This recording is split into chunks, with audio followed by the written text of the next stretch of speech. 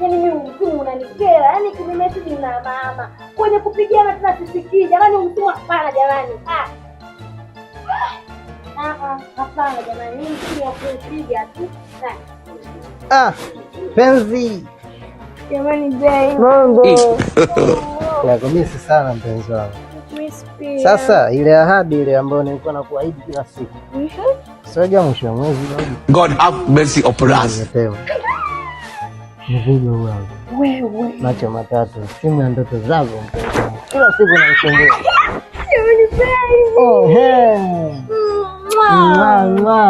Jamani bibi nakupenda, mimi nakupenda wewe. Mimi nakupenda zaidi. Yaani ndio maana wewe unajua kimefanyika nini mpaka nimepata hisi.